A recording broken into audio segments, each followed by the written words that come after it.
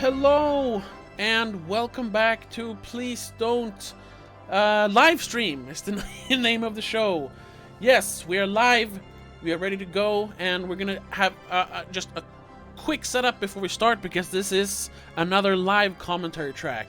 Yes, it's back. We're doing a live commentary track for Indiana Jones and the Last Crusade, the last Indiana Jones movie ever made. They never made another one, I promise. Or I wish they didn't, at least. But anyway. Just as before, well, I should introduce, we have, of course, Christopher here. We were supposed to have Martin again, but he backed out because he was sick or something. That's fine. So, we are going to start the movie right from the beginning, just as we always do. And we're going to do a countdown, 3, 2, 1, play. So if anyone wants to watch the movie with us, that's when you hit the play button. So we're just starting from scratch. From the very first second of the movie. So that's it. We're going to go through, some trivia, what we think of the movie, what we think of Indiana Jones in general. And, yeah, you can just follow along. And as usual, when we do a commentary track, I will not be keeping an eye on the chat. I'm pretty bad at that anyway, so, it's not going to be a big difference. But let's not waste any more time. Let me turn up Christopher's sound. And let's watch the movie. I am pressing play in 3, 2, 1, play! And there it is. Yeah. Oh, we are watching Indiana Jones and the Last Crusade. Yeah, so you saw this last night? Yeah, let's start with that. I rewatched it for the first time in probably 8 or 10 years last night. And before this time, it was probably my least favorite, not counting Kingdom of the Crystal Skull, which, let's get out of the way. I don't think it's a terrible movie, but it's definitely a bad movie, and it's definitely the worst of the Indiana Jones movies. But if you count the original trilogy, this was my least favorite. I was always a Temple of Doom guy. I wasn't a big fan of the first one, which a lot of people can't seem to understand. But yeah, I don't know.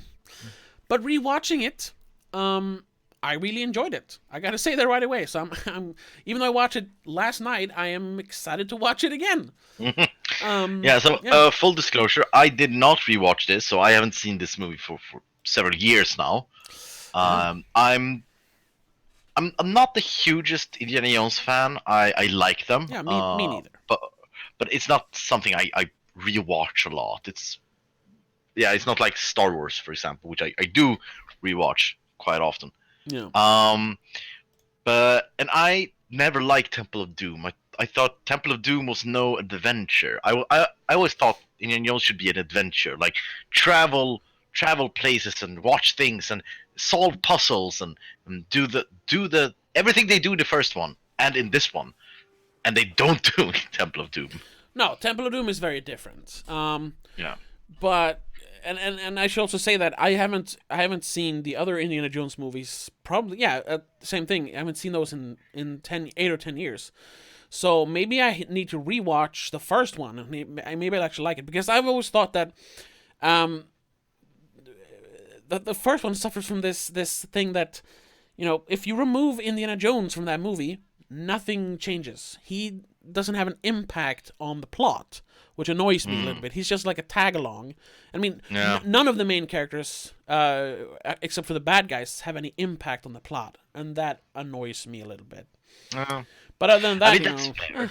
Yeah, it's weird, I think. But talking about the Last Crusade, this one has probably the best, cold open, or whatever you want to call it, because they always start with a different adventure, except for Temple of Doom, I suppose, which kind of starts with the same plot. Because here we're not told yet that we're in 1912, but spoilers, this is 1912. This is when Indiana Jones is a child, but we're supposed to think, oh, that's Indiana Jones. They're digging for something. It's fun because then we're introduced to the actual Indiana Jones sitting up there, which you just saw. I think you're gonna reveal it any second here. yeah, he looks up and like, hey, that's not Harrison Ford. I think But even the first time I watched it, yeah, and there's Indy, and now we get the real reveal. Ah, oh, rest in peace, River Phoenix.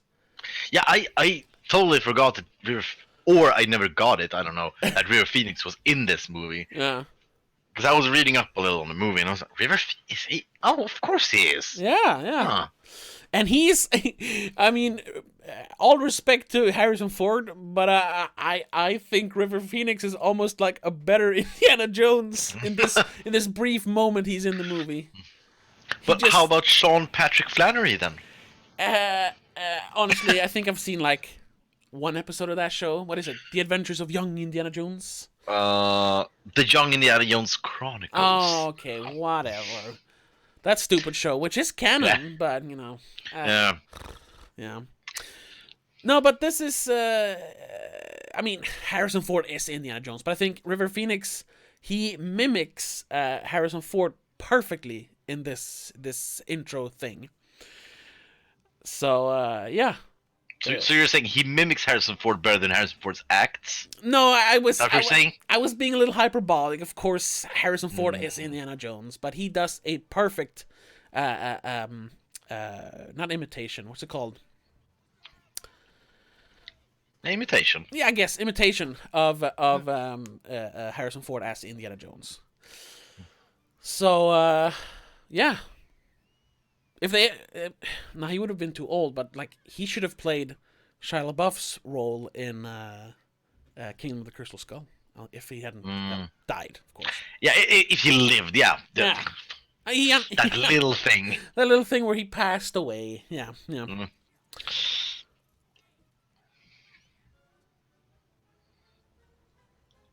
So, also what I mentioned before about the opening adventure stuff. I just misremembered. Like almost every movie, the opening stuff is connected to the main plot. I don't know why I said the other way.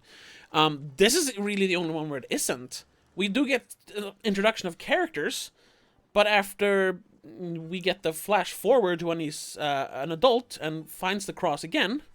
I don't know if you remember that. It's the boat in the rain and all that thing. But the first movie doesn't connect it to the plot, is it? No, it's not. No, that's okay. That's true. Yeah, they introduce the bad guy, Belloc. That's about it. Yeah, but yeah, it's not. Oh yeah, okay, it's not connected to the plot. That's true. And in Temple of Doom, it is basically the start. The movie just continues. There's no like. There's no divide between the intro of the movie and the rest of the plot. So I guess that's like part of it, sort of. And then this one, and then Kingdom of the Crystal Skull. That they find the Crystal Skull in the first scene of the movie, or first sequence of the movie. So yeah. One thing I don't like about this whole sequence is that it has the prequelitis disease. The fear of snakes. Yeah, in this one scene, in this one adventure, we don't know if it's the first time, but he says that thing belongs in a museum, which is like a catchphrase he has. He at first he's not afraid of snakes, which is a nice reverse, or whatever you want to call it. But then in this scene, he kind of develops this fear of snakes. They don't outright say it, but he screams when he lands on the snakes. And he gets the hat. And he gets the scar here when he falls into the lion's cage, the lion cage. All right, yeah. So yeah, I remember that was the major problem with this movie that I thought of. Maybe it's mostly in the beginning, but I think it's sometimes later on with Sean Connery. It's too much fan service and callbacks. Everything is callbacks. That's how I remember the movie, at least. That there were a lot of callbacks and a lot of he's because of this reason and this reason. There is some of that, and they even like here we're gonna get the whip scene. There is even a callback to the first movie later on. You probably know this, but trivia number one: the scar Indiana Jones has, it's actually a real scar that Harrison Ford got in a car accident. I don't remember. Either that or he like fell off something because he was like doing carpentry on movies before he was an actor. But yeah. So while this whole intro thing is it's like a great, it's even more of a like fun throwback to the old 30s matinee adventures with the train and everything. It really feels like an old adventure movie. It is kind of ridiculous that he literally becomes the Indiana Jones we know in a like 10-minute sequence. Yeah. Like every calling card of Indiana Jones is introduced here. And it's kind of fun that the character he's being chased by here, whose only name is Fedora in the credits, he is actually supposed to be Marion Ravenwood's father. You know, the love interest in the first movie, and his ex-wife in the fourth movie. I think it is. Yeah. Okay. But it was like an unofficial thing, so it's not in the script. But it's kind of fun that he kind of takes his persona, because he has the whole Indiana Jones getup. You see it here with the leather jacket and the hat and everything.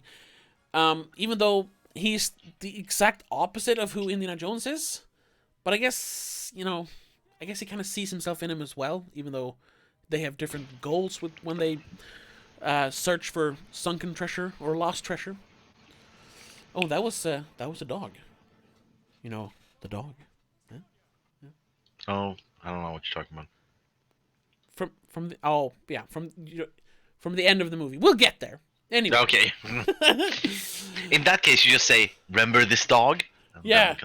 Okay. Keep this dog in mind. Yeah. Yeah, and here, we get a little foreshadowing of the first like puzzle in the movie with the what is it called? Stained glass window in Venice. Yeah. Oh, and I guess this is also like part of like building his character, because he thought he did the right thing, but now he knows, that's not going to get you. Doing the right thing isn't always the best thing, because he loses basically. Yeah. He has to give it back. But now he learns. Yeah, he learns. He becomes Indiana Jones in. Literally 10 minutes. It's been 11 minutes since the movie started. Yeah, that's good. Yeah. Oh, well. Imagine how easy it would be to become Indiana Jones. Yeah. 10 minutes when you're 15 years old. Boom. Done. Yeah. And then there's that character in the white suit outside there, which it feels like he's like this typical like villain. He's the nice suit, the cane, and he's only in 2 scenes. It's like, oh, okay. But I guess that's good world building. Here's one of the best transitions of all time. And then slam! Which they copied in, they copied in hundreds of movies and video games. But I think the one that comes to mind now most recently is Uncharted 4, if you play that. Oh. Because it starts out with him, Nathan Drake being a kid. And then, it's basically that scene where he he bows his head down because he's ashamed. And then he looks up, and all of a sudden he's 25 years older and gets slammed in the face. They just stole it straight up. Great game. If you like the Indiana Jones movies, the Uncharted franchise is like a complete rip-off of Indiana Jones, but in a good way. So, Anyway, back to Indiana Jones and the Last Crusade. The logs in a museum. Yeah. We don't. I don't remember. No, we don't see the Fedora character in this scene because he would have been like 60 years old, I suppose. But we do get the bad guy. So this feels like it's supposed to be a setup for the rest of the movie, but it really it isn't. This has nothing to do with the rest of the movie. Because he delivers the cross of Coronado. And then the actual plot starts, which is, now that I think about it, it's the only movie where it doesn't have a connection to the rest of the plot. So, I don't know. Still a good intro. I mean, that's the third time you said it now. Yeah, so. I know. But I said it in reverse in the beginning, so I was like, why did I say that? It's completely reversed. Anyway, this is a great scene, though. Yeah. It's a great adventure scene. I don't remember, the boat explodes here for some reason. I don't remember why. Let's see if we... Oh, there it is. Okay. Oh, yeah, the explosive barrels. Yeah. And now he's stuck at sea. But, there's a life... not preserver. Whatever. A life thing. A floaty thing. So he'll be fine. Yeah. He's in the middle of, I guess, the Pacific. But, He'll just float to shore. He'll swim home. It's fine. Yeah. So now you can technically say the movie actually starts. One of the if imagine if the movie did start here. That would be weird. Or maybe it wouldn't be. I don't know. Yeah. I think it could have started here since it's a third one. Not if it was the first one. But since we know the character, I think wouldn't have been a problem to start here. No, yeah, that would be fun. Like, what do you call it? Subverting expectations, which I know the people at Lucasfilm likes to do. Not mentioning any other movies they made recently. It's kind of ridiculous though, because this movie takes place 2 years after Raiders of the Lost Ark. Because Temple of Doom is a prequel. It's like 4 years before the first one. But in this scene, he says like, there's no X marks the spot. There's no adventure. It's archaeology. Archaeology is about facts. I guess he has to say that, but it feels like, Indy, you literally like. You fought Nazis in the desert, and you snuck aboard a U-boat. You were digging for ancient graves in what is it, like Iraq in the first movie or something? Isn't it? Is it Iraq or is it Egypt? Maybe it's Egypt. Yeah, maybe. I don't remember. I don't know. Yeah. But yeah, like there is adventure involved. Like, yeah. That's the thing. I think they do kind of a similar thing in the first movie, but doing it in this one again, I guess that's like a callback. I think it's a lot of things that he's trying to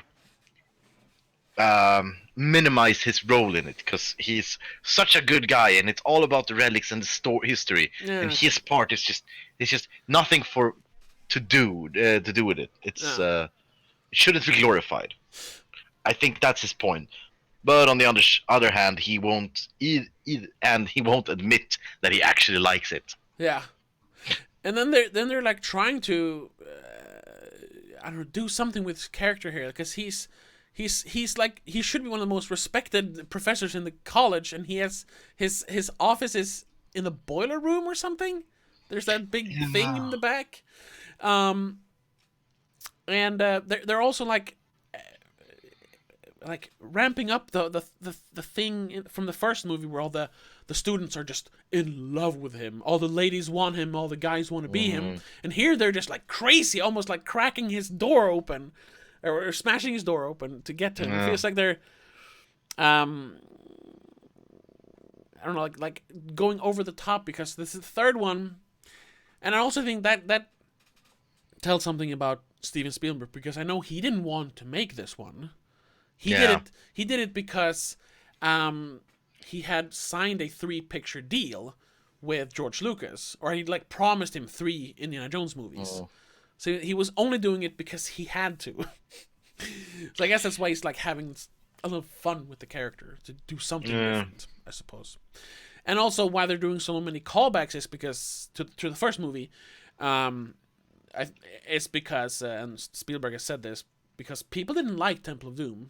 That's like the least favorite among people, from what I know. Yeah. Because it is so different.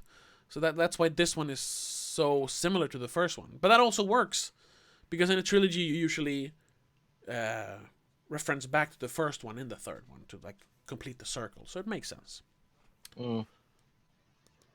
Yeah, I really think that if Temple of Doom is your favorite of the 3, then you don't really like Indiana Jones. I mean, because it is so different. It's barely part of the same genre almost. Yeah, it is pretty different. Yeah, but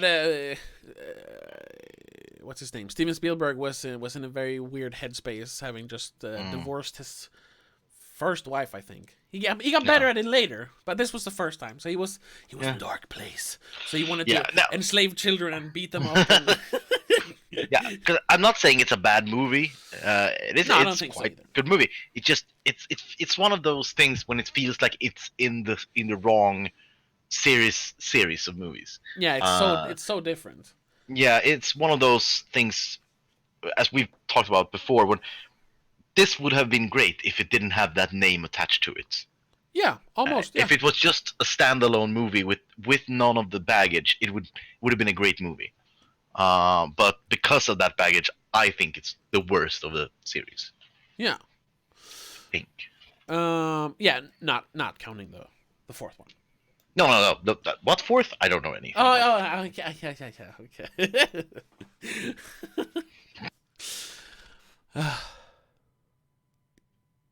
Hello? Yeah. Oh, you disappeared for a second. Oh. Well, you're back.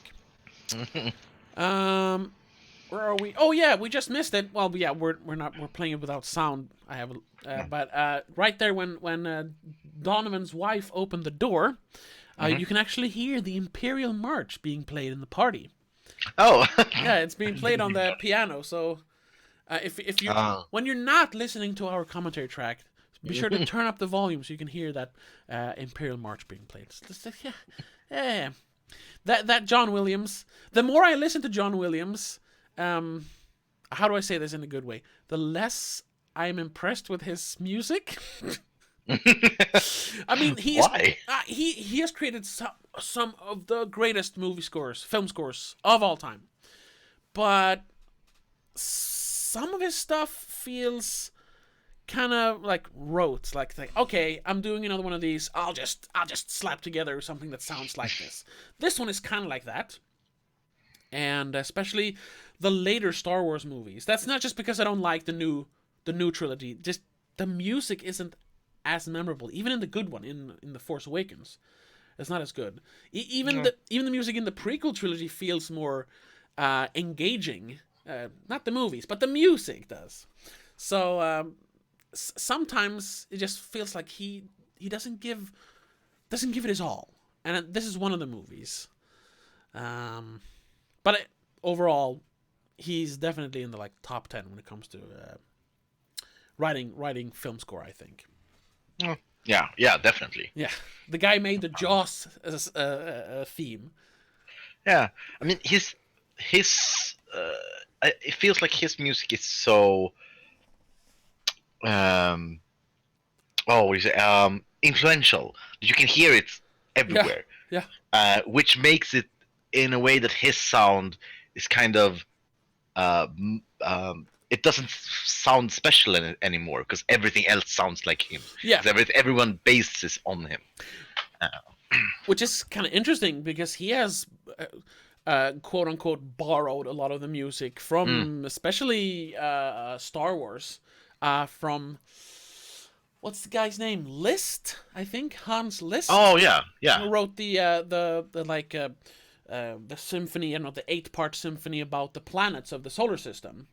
Mm-hmm. And I think there's the Imperial March is just straight up ripped off from the either Venus or Mars symphony in that series of I don't know what they call them. I don't know classical music, but if you listen to that, I think it's Liszt. It just sounds just like the Imperial March. So he is born as well, which is that's what people do, and that's not a slight against him. I saw this in a video a few months ago, I think, and he was explaining that all great composers borrow from earlier composers. So I mean, so it makes sense that he now has become this influential film musician, film composer. yeah. He's passing it along. Oh, where were in the movie? All right. Are you just looking away from the Yes. movie when you're talking. I was sitting here, I was musing, moving my arms around, like, this and this. And like, oh, we're in this scene. Yeah. This was I mentioned this just before we started streaming. Denholm Elliott, the guy here that plays Marcus Brody, the older guy, was diagnosed with AIDS just before the movie started. He died 3 years after this movie premiered, which is weird. And I don't know why that was in the trivia. I was just reading up on the trivia for Indiana Jones. It's like, oh, okay. I had no idea. But yeah, now me you neither. know.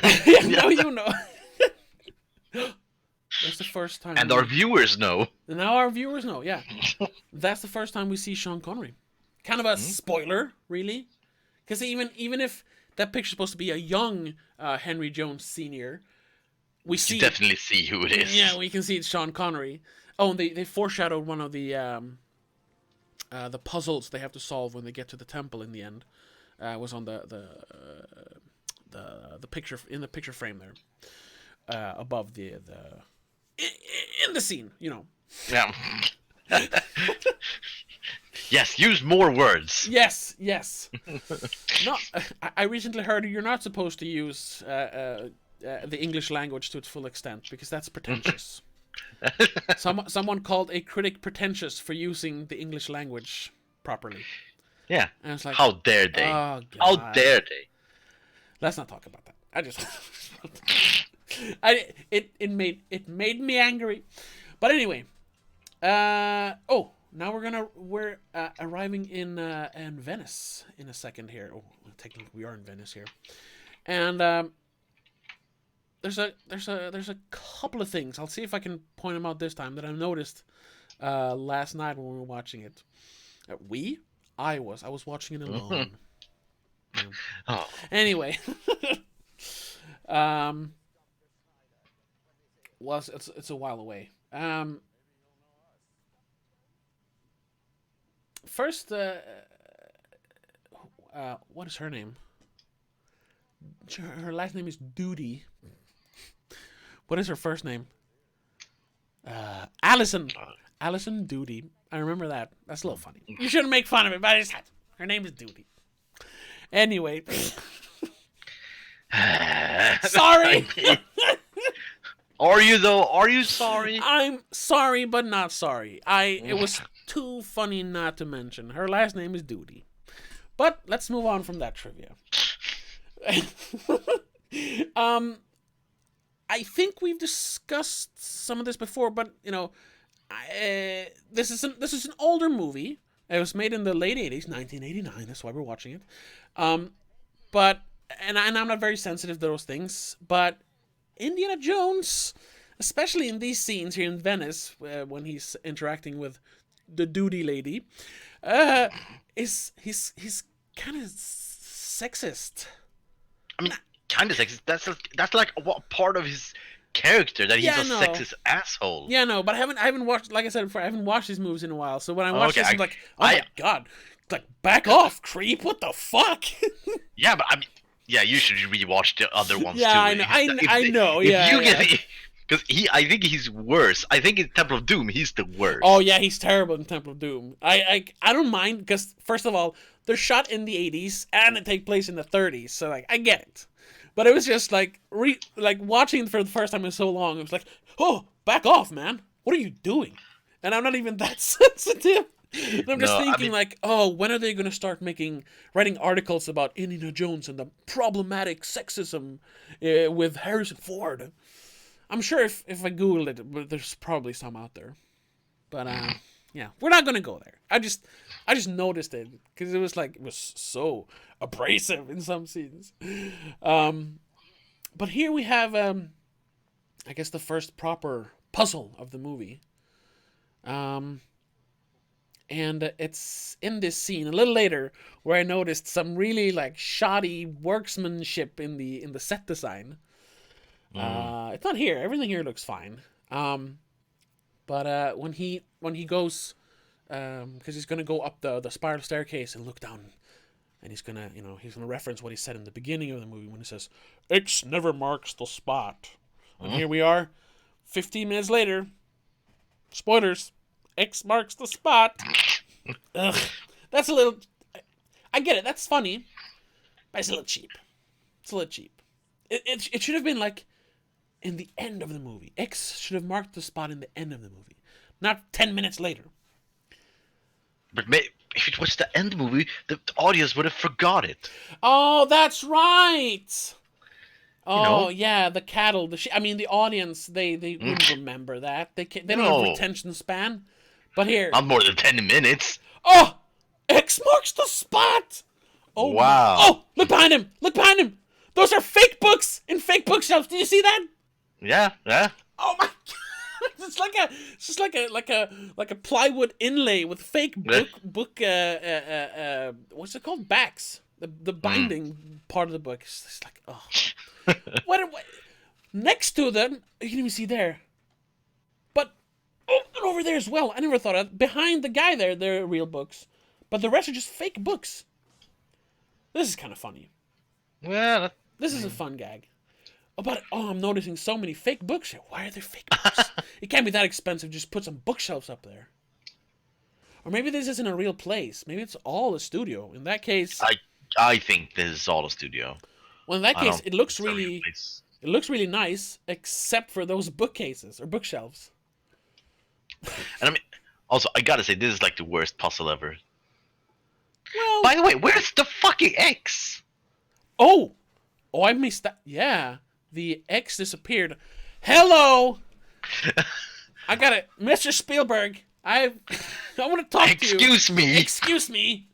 It's one thing if you're like if you're messing up the shooting angles or something, like breaking the 180 rule or something, whatever.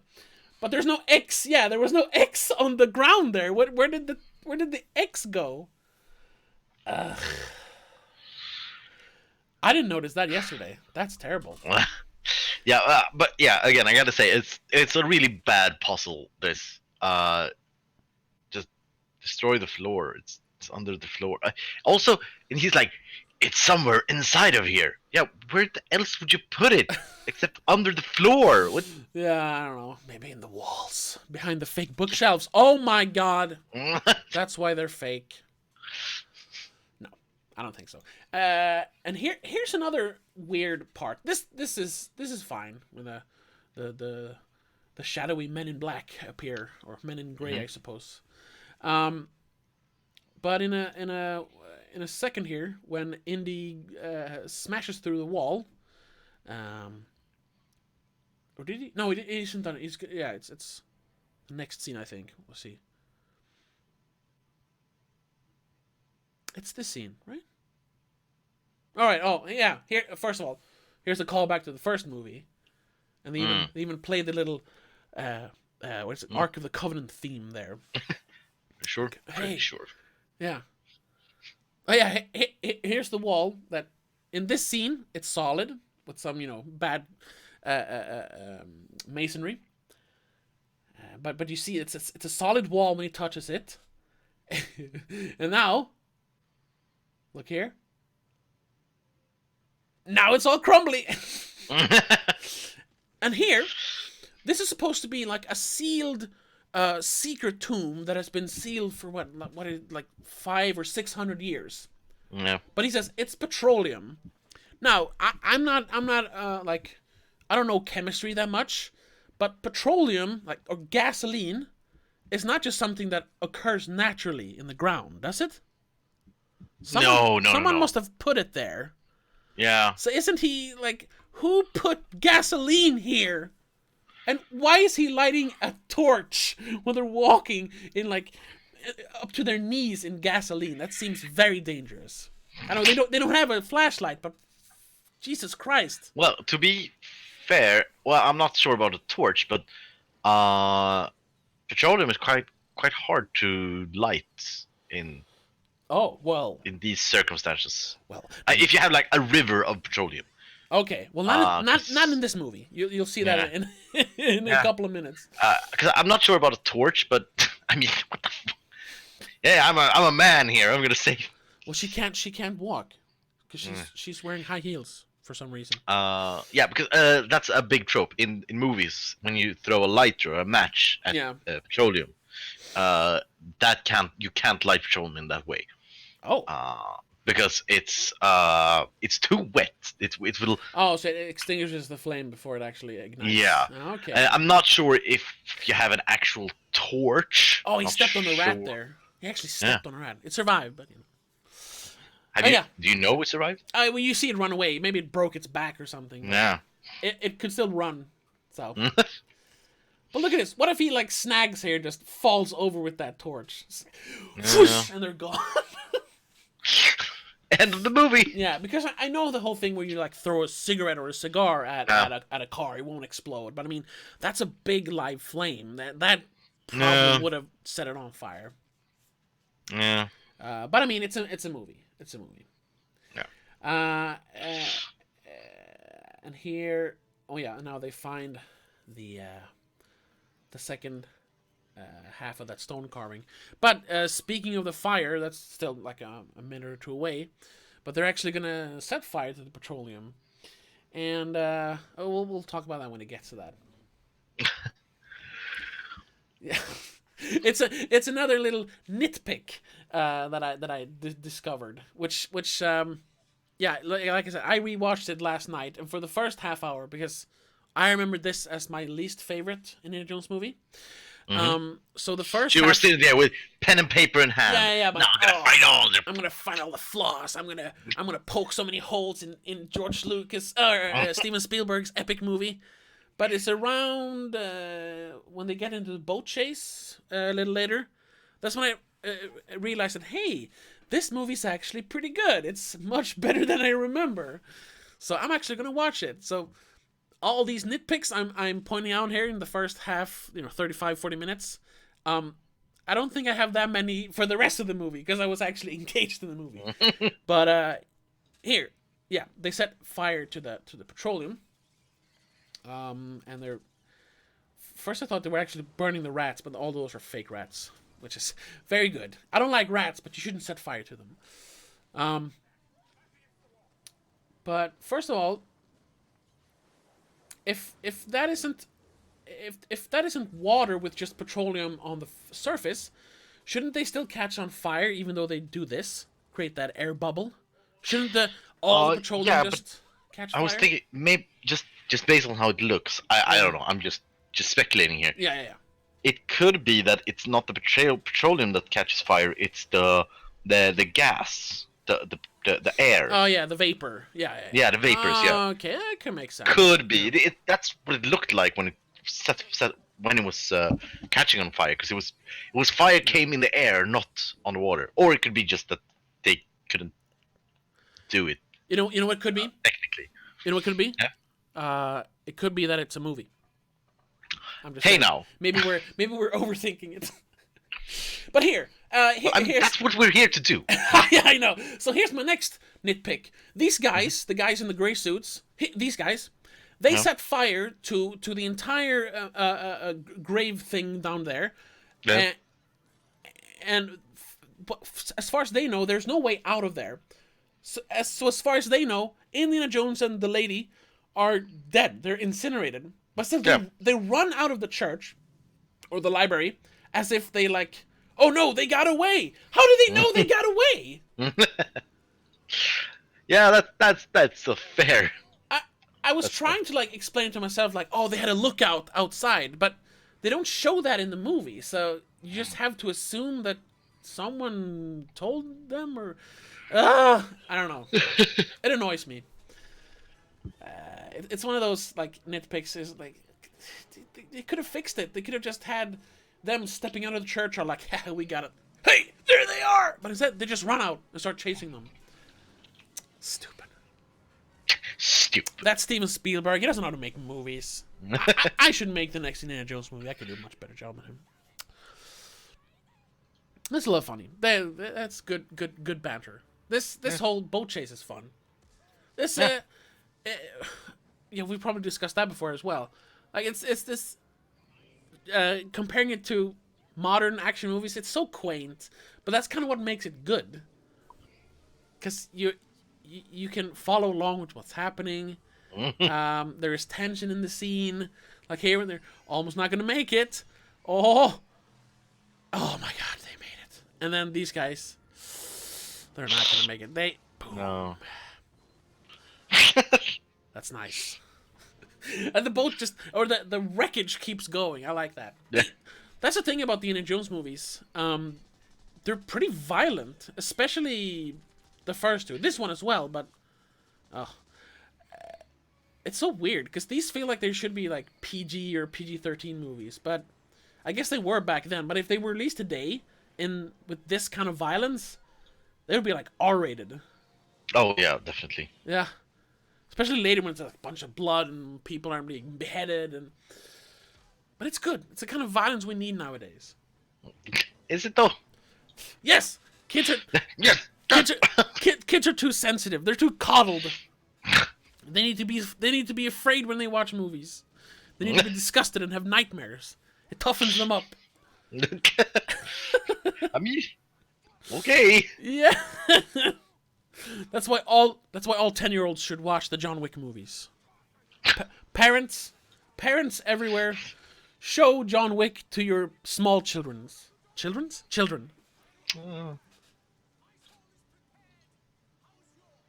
No, that's How's yours?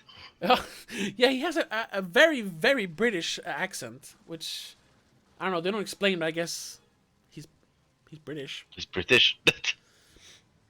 My soul is prepared. How's yours? How about thee? How about you? I avast. That's more piratey, but you know.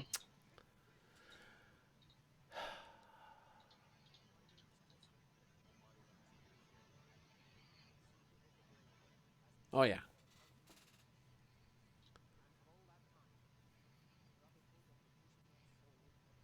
He's just so now they're friends. Like, so I'm just gonna tell you these things. Yeah, well, I think like he respects the Kasim's conviction or something. Yeah, but he still tried to kill him just now. Yeah, and also this guy is still. He should still be trying to kill Indiana Jones. Yeah, but now he's like, oh, your dad's here. Bye. Bye. Yeah, that's kind of weird. Good talk. Oh well.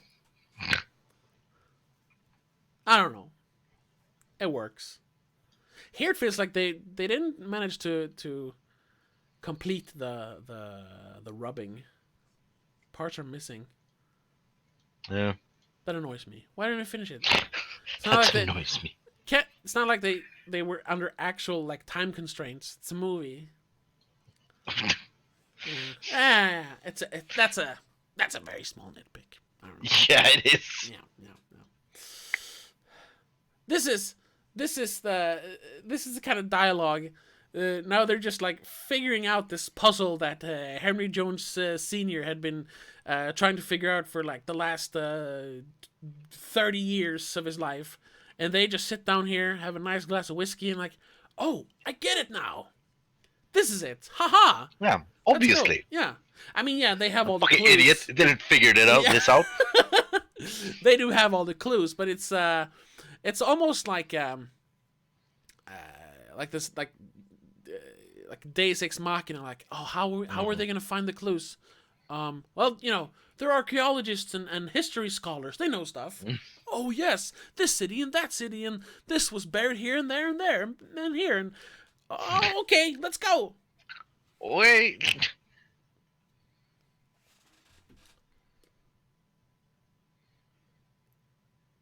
But I mean, what can you say? It's it moves the plot along. Yeah. And it doesn't bother me. It's just because that's like a trope. I don't know if that was a trope before these movies. Because I haven't seen many like adventure movies from the actual 30s. But I know in copies of this, once again the Uncharted games, there's a lot of like oh, Nathan Drake, he just knows every piece of like historical fact there is. So whenever they run into a riddle or an historical like puzzle, he just, oh, I know this. I remember this from 15 years ago when I read this little piece of paper in this library. I know everything. I know everything. I know everything, except for when it's convenient for the plot that I don't. But then I'll figure it out somehow. Oh yeah, and here they start once again. It's like the 80s. They start having like a lovers' quarrel, and they haven't even like they've known each other for what an hour. Yeah, and they haven't even like interacted in that way before. And now it's just like, hey, you. But I guess I think that's one of the things that rubbed me the wrong way with Indiana Jones. Yeah. As a character, and to be fair, I think it's not Indiana Jones. I think it is Harrison Ford. He in like every movie he does, did in the 80s at least. Yeah. It's always this like fighting with women. Yeah. And then that's a good thing, and then that's how you flirt. No, it's kind of abusive. Not okay. Yeah, well, he's the scoundrel. He's the rapscallion. He's the nerve herder. Yeah, but it's yeah, it's the kind of bad boy that ladies really want. Oh, stop. But I mean, in like Star Wars, for example. Yeah. In Star Wars, it makes sense because he's actually a criminal in that one. Yeah. He's actually a bad person who he changes his ways, of course, but he has some influence. He's still a part of the actual bad person. Yeah. So in that case, I'll forgive it. But in this movie, it's framed like he's a hero. He's a good guy. He's like the best guy around, and then he's so problematic. That's one of the reasons I don't rewatch the Indiana Jones movies that often, because I really have a big problem with the character. Yeah. And speaking of problematic, his Scottish accent is terrible. In this scene, his Scottish accent. Is that's supposed to be Scottish? It's supposed to be Scottish, yeah. You see, because he's wearing a beret, but in that Scottish way. Okay. Oh, foreshadowing. They said Mickey Mouse. Because Lucasfilm was bought by Disney. Maybe they bought it just because of this scene. They're like, oh, they made fun of us? Well, fuck them! We're buying you! Well, I don't think so. You know what? I honestly think they mentioned that at some point. Like, remember that scene? Well, look how the tables have turned, Lucasfilm. Yeah, sure, we want your Star Wars and all that, but we just want to make you suffer. Ooh, and here's a thing I noticed, which has changed in pop culture or in media. Like, how the Nazis are portrayed in this movie, or in the Indiana Jones movies, and I guess movies overall, before the 2000s. Like, the Nazis are an actual threat here. The Nazis are dangerous. Like, Nazis in modern stuff, I recently watched, this is going to date the commentary track for the future, but still, I recently watched the first episode of the new Watchmen show, which was, it was fine. I'm not going to watch the rest of it because I don't watch shows. But anyway, there are Nazis in that one. Spoilers, or I guess white supremacists. It's the same thing.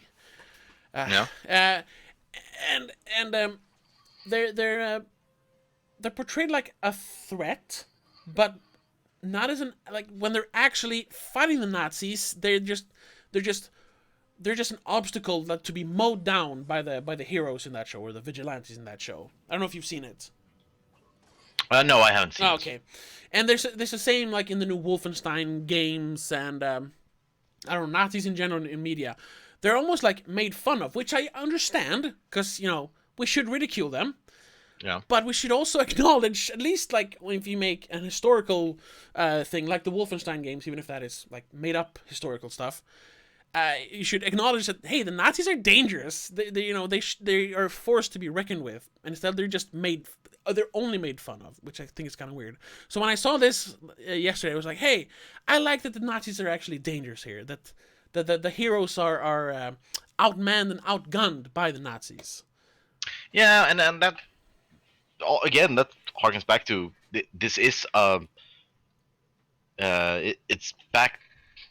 It's inspired by movies from back then when the Nazis actually were taking over the world. Yeah, exactly. Well, trying at least. Yeah, well, yeah, they almost succeeded. Yeah.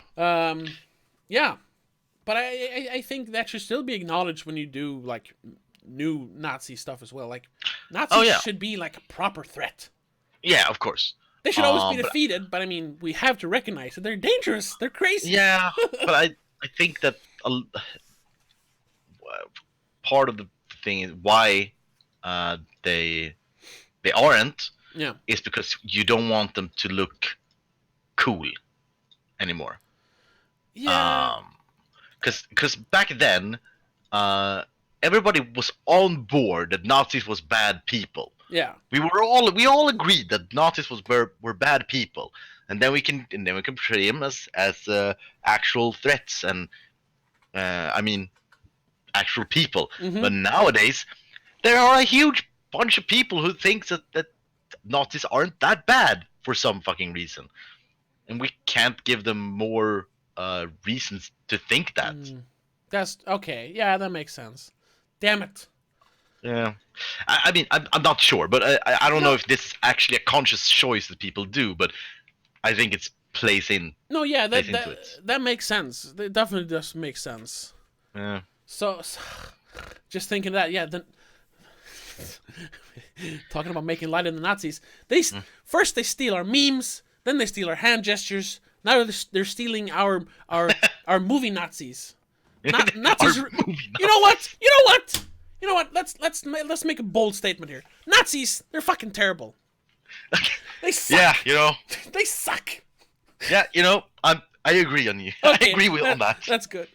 But look at this. Like those are proper like intimidating Nazis. I was gonna say those are the Nazis that I like. Hey now. Hey now.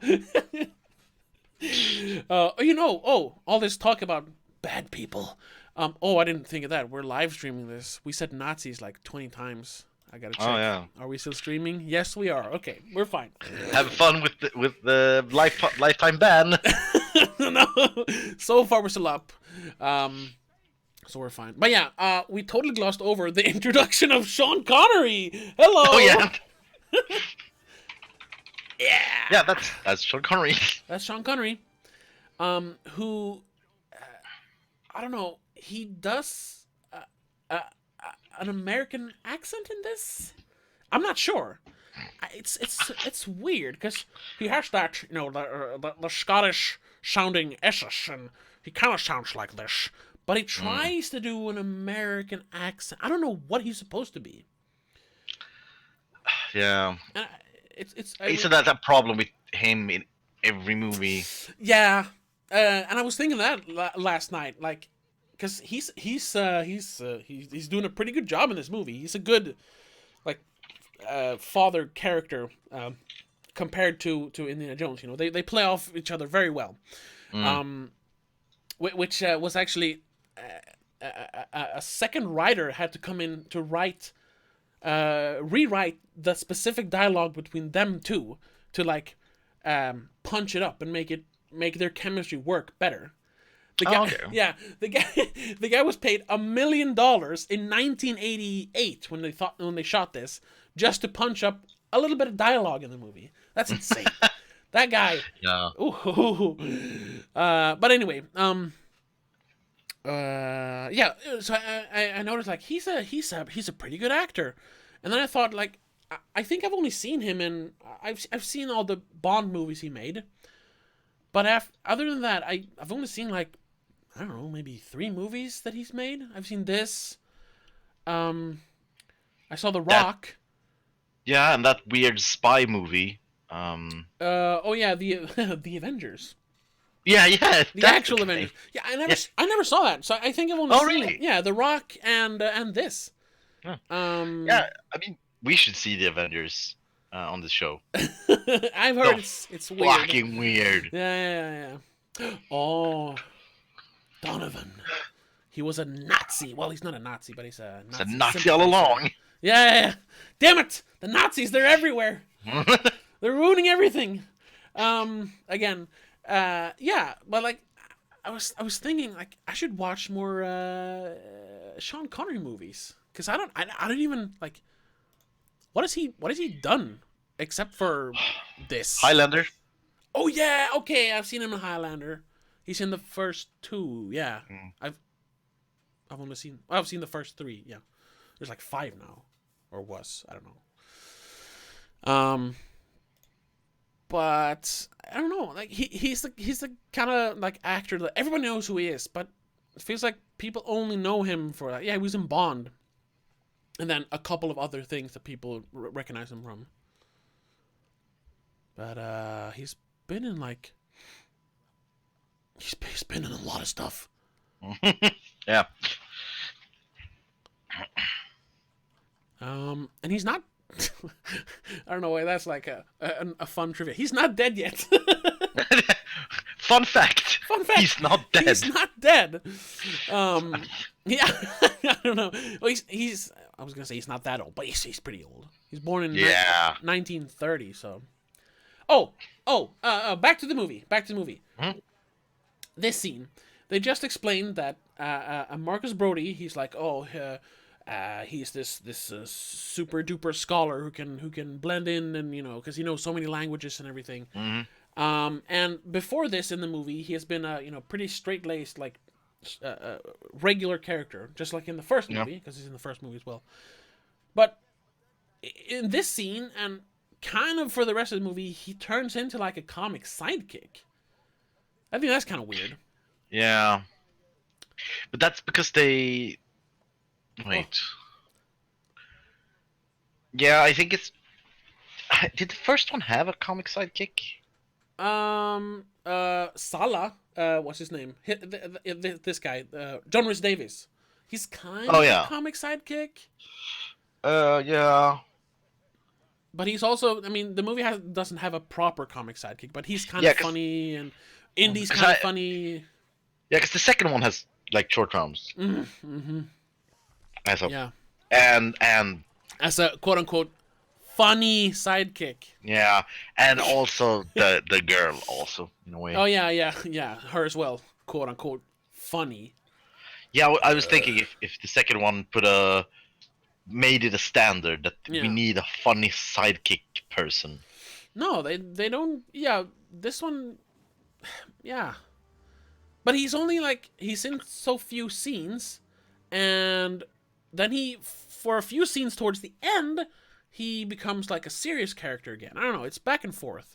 It doesn't really like ruin the movie, but it's kind of it sticks out from time to time. Like, hey, he's a bumbling idiot in this scene, and now he's a serious scholar again. Okay. But yeah, I was thinking about the fourth one. Oh no, that's right. It doesn't exist. But they have a.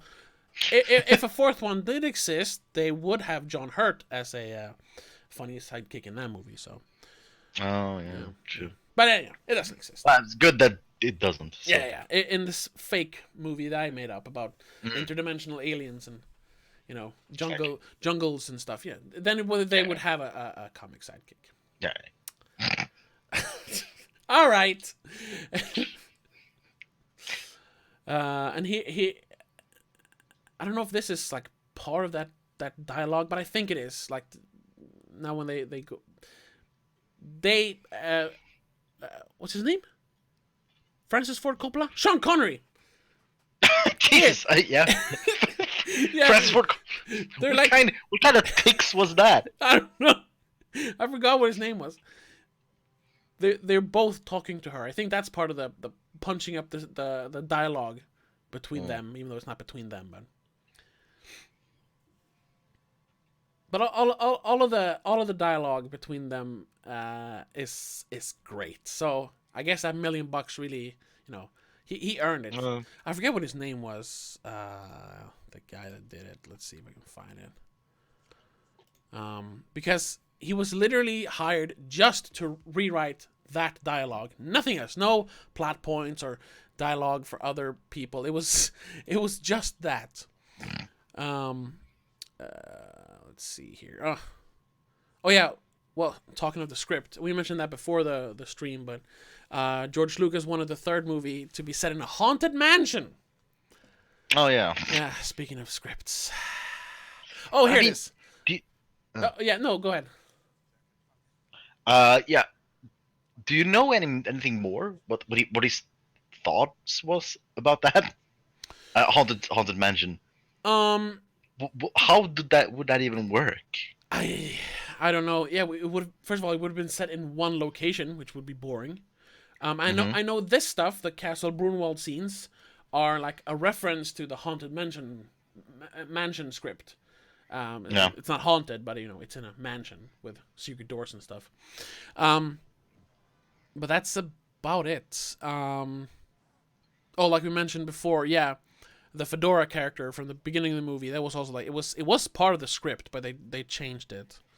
But here it is. Tom Stoppard was paid $120,000 to begin with to rewrite dialogue, specifically the lines for Henry and the Henry Indiana exchange. After this movie's release and subsequent success, okay, so he wasn't initially paid, but after the movie was released, he was paid another $1 million as a bonus. Imagine you're being paid $120,000, which is still a considerable sum, especially in the 80s. Yeah. But then, and here's your bonus, 10 times that. Bye! I mean, hey. Yeah. Must have done a great job. Yeah, well, like I said, his stuff is like the best stuff in the script. I think the chemistry. Well, that's also the chemistry between Sean Connery and Harrison Ford. I think it's great. Look at this. That's funny. This is fun. It's exciting, I should say. But looking at Tom Stoppard, he still does stuff. He's born in 1937. He's mainly a writer, but he's written. He wrote Tulip Fever. That was I didn't see it because people said it was a terrible movie, so that's not good. But yeah, he wrote Enigma. He wrote the new Anna Karenina. Bunch of. Oh, he wrote Brazil. Is it that Brazil? Yes, it is. I know you like Brazil. Yeah. I'm not a fan. I mean, that's mostly because of Terry Gilliam. But I mean, you don't like Terry Gilliam at all? No.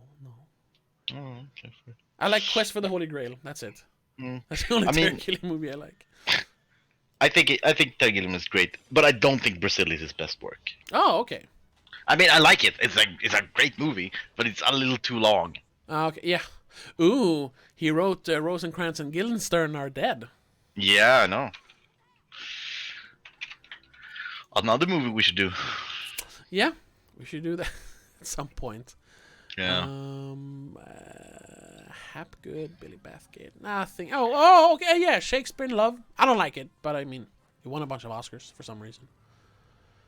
So yeah, he's done stuff. Right. I guess that's why he got the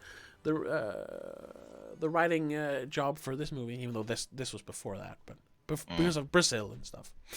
Anyway, back to the movie. Not what is going on? Oh yeah, they're escaping the. I mean, where are you when you're talking? Well, I'm looking every time. Where are we? What's happening? What's going on? I'm looking. It's like you left the room. Every time you open your mouth, you just leave. And okay, so what's happening here? Well, I'm looking up trivia, and I looked at Tom Stoppard's filmography. Oh, that's funny. Once again, yeah, the stuff between them two is still great. Yeah. But they do, yeah. Oh, that was another thing, and I don't know if that was. Oh, you know, it was the same thing. Yeah, here. Spielberg wrote about the stuff that Tom Stoppard wrote. Empire Magazine interviewed Spielberg in 2006 for, I don't know, something. And Spielberg said then that it's about the junior and senior conversations, which is between these two characters, that it was an emotional story, but I didn't want it to get sentimental. Their disconnection from each other was the basis for a lot of comedy, and it gave Tom Stoppard, who was uncredited but still got paid $1 million, that's good, a lot to write. Tom is pretty much responsible for every line of dialogue. Okay. But yeah, and that's a thing that I really liked about, especially some of the scenes later in the movie when the movie kind of slows down when they're on the big airship, which is called the Zeppelin, when they're leaving Berlin, because they're going to go to Berlin in a second, or in a minute. They definitely like flesh out the characters, especially in Indiana Jones, though, since he's the main character. But the relationship between them two, they do a lot with that relationship, in that just one scene, and then they build on that for the rest of the movie. That almost becomes like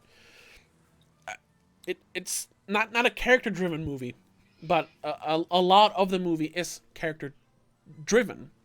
And I think the relationship between Henry Jones Sr. and Henry Jones Jr. It's actually called Henry Jones Jr. Anyway, I think it's really well made. So it was interesting to hear that they had a separate screenwriter who just wrote that stuff, because it really shows, because it's the best stuff in the movie.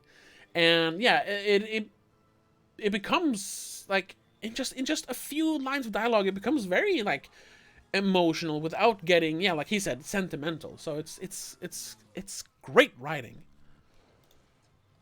Yeah, I can't do other than agree. But I don't think it's the best thing in the movie. I know it. I mean, all this stuff is more entertaining. Yeah, in terms of like movie stuff. I don't know. I really enjoy that stuff, and it's fun to that Indiana Jones becomes a little more serious without it like taking over the character, because he's supposed to be like a happy-go-lucky, not happy-go-lucky, but a fun character. But they add that gravitas to the character, which I think it really helps to make the character more believable. So that was... it obviously makes the movie better, but I wouldn't say it's the best part. Okay, no, but I think once again I have to rewatch the other ones because I haven't watched them in so long. But I think that's sort of missing from the other movies. I know it's missing from Temple of Doom, because it's the one I saw last. That was maybe only 5 years ago. So I know it's missing from that. There's like no character building whatsoever in that movie. But I want to rewatch the first one, the one that was actually nominated for like an Academy Award and stuff. It's like, is there character building in that? Is there character development, or is it just an adventure? Because at this point, like having rewatched this now twice, or this is the second time in 2 days, like I think this is my favorite because of all this stuff. No. Like. So you would say this is the one movie where the third one is better than the first one? Yeah. The one movie series. Yeah. Like I said, I have to rewatch the first one. But yeah, I think so. And it's like it's one of those movies where like the belief in God or faith, which Henry Jones Sr. here, he is like he is a proper Christian. He believes in God.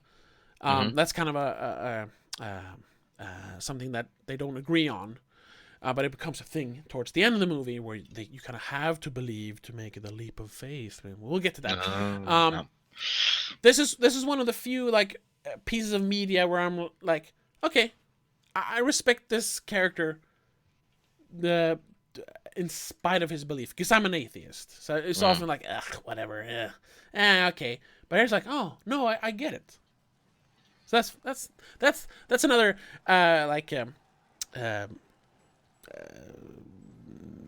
proof of great writing. That that yes, I, the great divider, can like, yes, I accept this man's faith, even though it is wrong. No, but man, for me personally.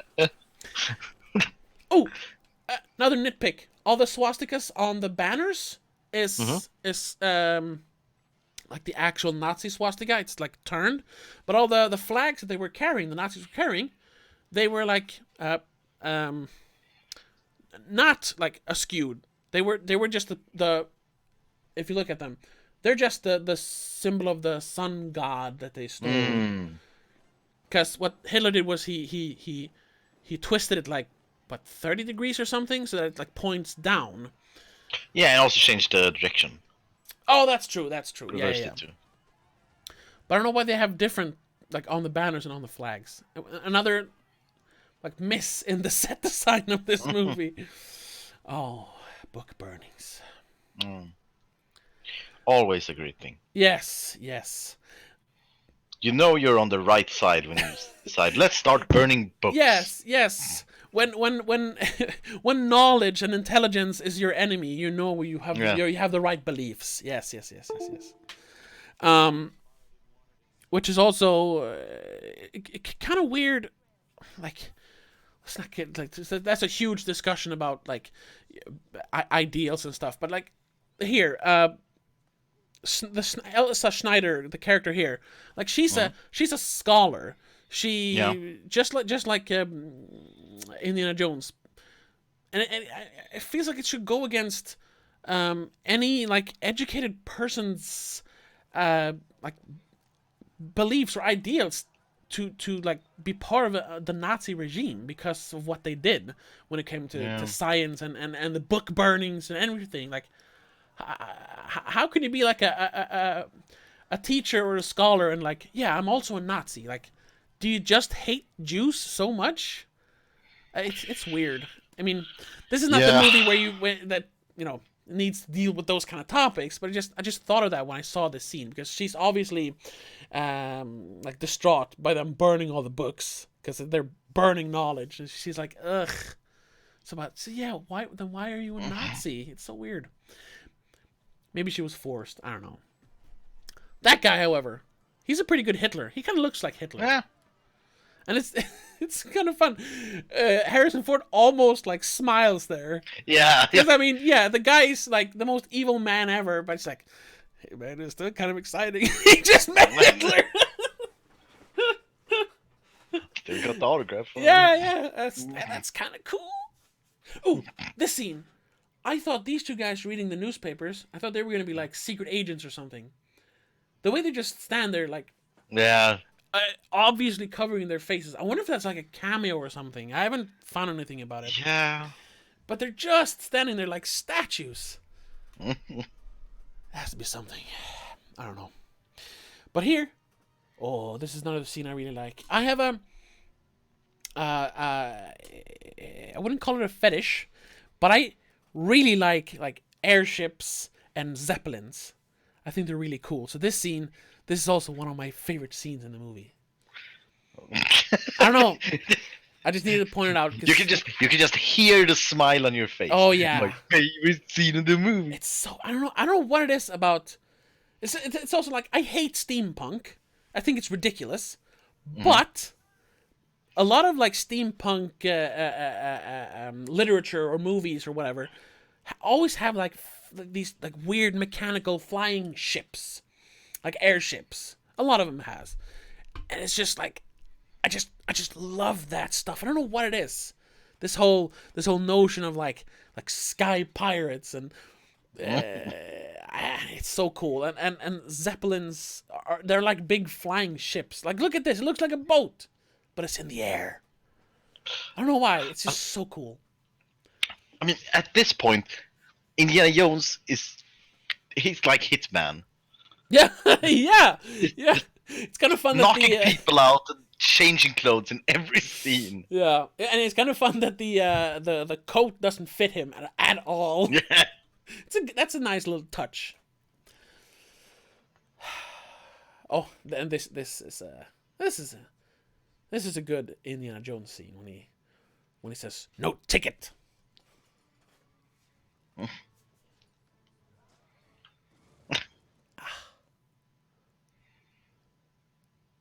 Yeah, no. Oh, oh, oh. Oh, fuck. Yeah, Yeah, that's good. That's... yeah. Ooh, and here's some terrible green screen footage. Yeah. It just sticks out because they don't really have. There's like one more scene of like proper green screen. Now there's a couple more, but there's one more that sticks out like that. But look at this. Oh, it's so cool. Wow. Have you? Oh well, they're gonna have a lot of dialogue here, but this is a lot of the character development and character building between them two that I really really really enjoyed. Like this scene is great. But just quickly about airships. Yeah. I don't know. Did you play Battlefield 1? The one that took place in World War One. It came out a couple of years ago. No, I didn't. Okay. I don't think I've played any Battlefield or Call of Duty game like ever. Oh, okay. More than just sat and actually played for a few minutes or one match, but I never actually played them. Yeah. No, I haven't really been a fan of either of those for the last, I don't know, 6 or 7 years. But I got a copy of Battlefield 1. It was like a free thing for PlayStation or something. And I played through it. It's not like one continuous campaign. It's like 4 or 5 shorter campaigns, almost like movies. I mean, a couple of them are like literally like 2.5 hours long, so it feels like a movie, which suits me perfectly. And one of them has this amazing. This like the Battlefield games are supposed to be these like kind of realistic war games, but one of the finales, like the second campaign you play, takes place inside a burning zeppelin that is or a bunch of burning zeppelins that are attacking London, completely made up, and you're like running on top of it while it's exploding, and you're just jumping and punching Nazis. I've seen clips of that. Yeah, you're crash landing your plane on the zeppelin. It's one of the most amazing video game experiences I've ever had. Like that game is worth it just for that like 3-hour campaign. It's and amazing. how much of this joy was it because it was on a zeppelin? Well, I like that entire campaign because you play like a scoundrel who's like he cheats his way into the army, like steals a prototype plane, and becomes an accidental hero. I like all that stuff, but yeah, that last like end battle, yeah, like 99% is because it takes place on a zeppelin. It's so awesome. It's just I don't know. So yeah, if you ever play a Battlefield game, play that one. It's so cool. Back to the movie. Back to the movie. Yeah. Another thing that I was thinking of, you were briefly talking about that his senior is a believing man. Yeah. God. I mean, wouldn't you also be at this point? Well, I mean, the Ark is real. The Yeah. Holy Grail is real. Well, they don't know about the Holy Grail yet, but yeah, the Ark is real. Yeah, but, yeah. But I mean, a lot of the historical stuff in the Bible. I haven't read all of it, but I mean, it exists. Like I mean, there are historical facts, not in the Bible. But Yeah, but this is like actual. This is magic from God. Yeah, that's true. Wouldn't you believe it then? Would you be like, no, I think this is magic from somewhere else? What? That's true. Yeah, Indiana Jones has literally seen the Ark of the Covenant opening and Yeah. seen like ghosts come out. Oh, that's pretty bad. Yeah. As well. Yeah, but that's kind of like we discussed last week when we talked about Ghostbusters. Like people kind of forgot about ghosts between the two movies. And Yeah. But no. Now I'm talking about you specifically. I mean, wouldn't you believe in God if you saw what they have seen? Because I would definitely. I can see that, but I think like the way he thinks of it, like from the two other movies, what he's seen, he might like believe in the paranormal, but I mean believing in God is like a whole nother level above the paranormal, I think. This is so stupid. But after what happens in this movie though, oof. Yeah. after this, he should be a God-fearing man. But then I think I don't remember if it's Good Omen or where it is. It's one of those movie or TV show where they say they're talking about what's so important about. No, is it supernatural? I don't know, but they're talking about an angel is talking with a mortal and say there's a big difference between knowing and believing. Oh yeah. So. Well, yeah. Like I don't know if that's relevant, but like a favorite. I don't know if we talked about recently. No, that was with another. It was another person. Anyway, no. So when we discussed Ghostbusters, yeah, the fact that I don't like talking about the paranormal. It's not God, but still, like I want to believe in ghosts and stuff like that, but I don't have any proof, so I can't. But I want to believe. I guess that's kind of the same thing. Like Indy should be there somewhere. Like he has sort of seen it, but you know. And I think maybe he doesn't want to believe, so he's kind of like, I saw something, but I don't know. I'm a scholar. Yeah, but that's what I mean with the quote. That believing is something you choose to do, but knowing that there is a God. Like, I have seen the Holy Grail. I know there is a God. That's not the same thing as actually choosing to believe in the thing. No, yeah. That makes sense. Yeah. This is a good scene. Ooh. That's a bad green screen. Yeah, actually a lot of the like you see a lot of the matte lines. Like this is okay. That works. But like the fire was transparent there. Oh, the car should have jumped in that scene. And then there it feels like they should have died. Because it's an old car. They were driving pretty fast. They're like, nah, we're fine. A car crash, whatever. It's like the scene in I don't know if have you seen Commando with Arnold Schwarzenegger? Yeah, but it was years ago. Okay, well, there's a scene where they're probably driving like 100 kilometers an hour, like what's that, 60 miles an hour, and they slam like front first into a wall, and the car just stops, and in less than a second, Arnold Schwarzenegger just goes, "Are you okay?" to his passenger. Like no one is even like remotely injured. And it's kind of the same thing. They just slam head first into a hole in the ground, and they're like, whatever. That's a clever scene. Yeah. Also, he killed a lot of birds there. Yeah. Fortunately, just like with the rats, they're not real. There's even like when he runs towards the seagulls on the beach.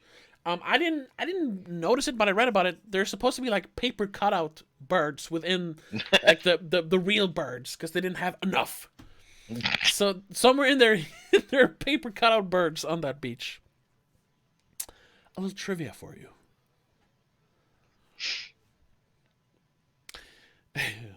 And this scene, the Nazi guy on the left, that's the same guy who had the black suit in the last scene who got thrown out the window, who is kind of the like. There's not really a main bad guy in this movie if you think of it. You have a bunch of like right-hand goons, basically. I guess Hitler is the main bad guy, but he's barely in the movie. I mean, he's always the main bad guy, but I mean, but I think Donovan is the bad guy. Come on. He doesn't feel like the bad guy. He's not in the movie enough. Like this is the first time we've seen him since the Castle of Brunwald. Between those scenes, we've only seen that guy. I don't remember his name. But he has kind of a like character moment in this scene when they bring out that gold. He there's something in his voice. I don't know if that was like part of the direction, just something I noticed. Like there's this he has this disdain for the what is he this king or sultan character, because he's obviously not Aryan, or what the Nazis called Aryan. I guess he's technically more Aryan than Germans, but you know, the kind of Aryan that Nazis thought of, like the blonde and blue-eyed people. And there's this like he's like, ugh, here's your like bribe, you filthy humans. I like that. Once again, I like when Nazis are really evil. Not in, I mean, you know, as a movie villain, that's good. Not in real life.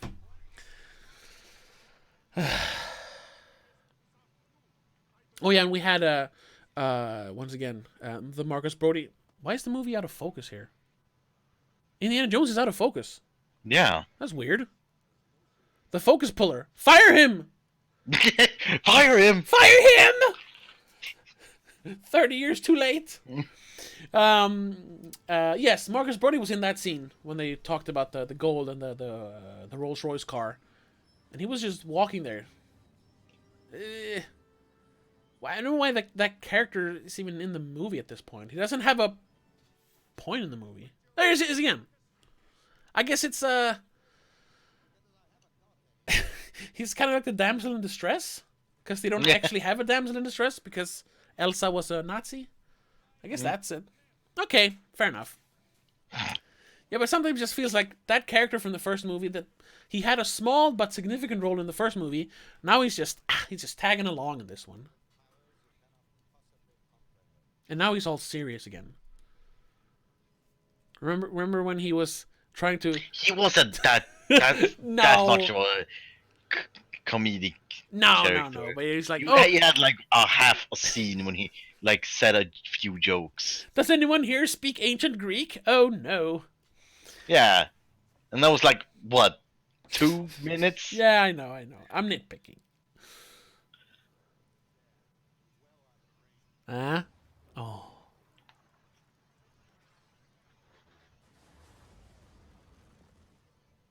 That's I noticed that now, because usually they would like do that on a they wouldn't have the talent, as it's called, that close an explosion. But if you looked at all the surface dust that kicked up from the explosions, they were actually there, and they were like pretty close. That's cool. I never thought of that. There was like I was reading about Harrison Ford's stunt guy in this movie. Oh yeah, actually sort of told Harrison Ford off and said, "Can you let me do something?" Because Harrison Ford were doing all the stunts himself. Yeah. Well, that's. I mean, I totally get why you have stunt doubles in movies, because first of all, you know, they're trained to do all that hard physical stuff. No. But I really enjoy when actors like actually do the action stuff as well. Yeah. But there's also this weird thing. I don't think back then, but nowadays, why the stars don't do that much stunts anymore. It's because insurances. Oh yeah. Well, that was a thing back then as well. I mean, it's even more now.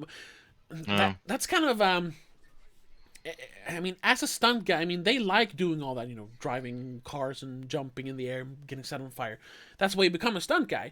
But it must feel kind of sometime it must feel kind of shitty that, like, oh, you don't want to set that guy on fire because, you know, we care too much about him. So if he dies, you know, that would be a big loss.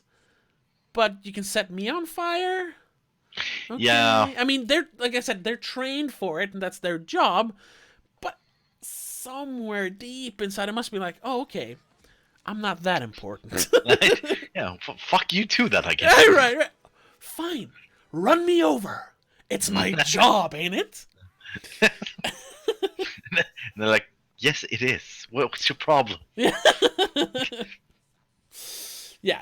I mean, that's what they want to do. Yeah. I guess you don't become a stunt guy because, like, I don't know, it pays good, but I don't like it. I think you have to like stuff like that if you want to be a stunt person. Yeah. I hate being a stunt guy. I mean, it really hurts.